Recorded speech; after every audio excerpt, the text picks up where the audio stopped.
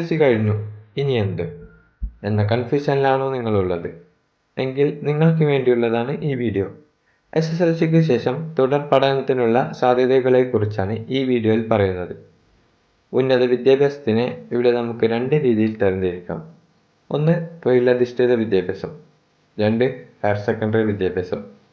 കൂടുതൽ കാലം പഠിക്കാതെ പെട്ടെന്ന് ജോലി നേടണം എന്നാഗ്രഹിക്കുന്നവർക്ക് തൊഴിലധിഷ്ഠിത വിദ്യാഭ്യാസം അഥവാ പ്രൊഫഷണൽ കോഴ്സസ് തിരഞ്ഞെടുക്കാം. തൊഴിലധിഷ്ഠിത വിദ്യാഭ്യാസ സ്ഥാപനങ്ങൾക്ക് ഉദാഹരണങ്ങളാണ് ITIകളും അതുപോലെ തന്നെ വൊക്കേഷണൽ ഹയർ സെക്കൻഡറികളും. ഇത്തരം സ്ഥാപനങ്ങൾ നമുക്ക് ചുരുങ്ങിയ കാലയളവിൽ തന്നെ തൊഴിലുറപ്പാക്കുന്ന വിദ്യാഭ്യാസം നൽകുന്നു.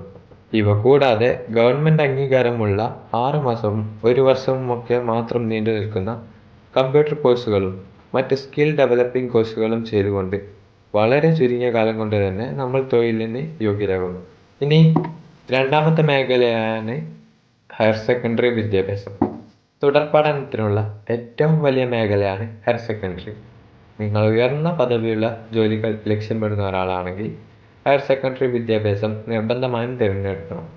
ഇതിൽ പ്രധാനമായും 3 സ്ട്രീമുകളാണ് ഉള്ളത്: സയൻസ്, കൊമേഴ്സ്, ഹ്യൂമാനിറ്റീസ്.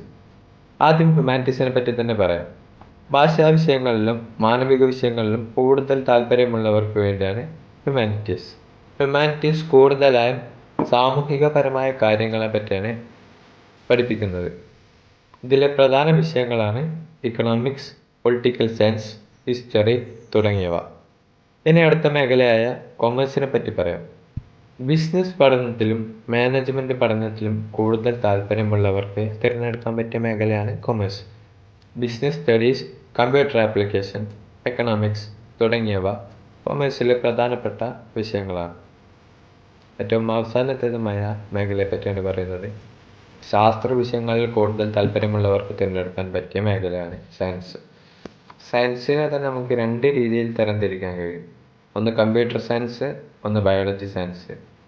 ഇവിടെ ഒരു സയൻസിൽ കമ്പ്യൂട്ടർ ആപ്ലിക്കേഷൻ, കമ്പ്യൂട്ടർ റിലേറ്റഡ് ആയിട്ടുള്ള കാര്യങ്ങൾ പഠിപ്പിക്കുമ്പോൾ മറ്റേ സയൻസിൽ ബയോളജിയുമായി ബന്ധപ്പെട്ട കാര്യങ്ങളെ പറ്റി പഠിപ്പിക്കുന്നു.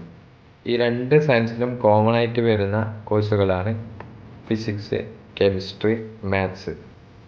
മുന്നേ പറഞ്ഞ കൊമേഴ്സും ഹ്യൂമാനിറ്റീസും തിരഞ്ഞെടുക്കുന്ന ആളുകൾക്ക് ആ വിഷയങ്ങളുമായി ബന്ധപ്പെട്ട മേഖലയിലേക്ക് മാത്രമേ +2 കഴിഞ്ഞാൽ പോകുവാൻ കഴിയൂ.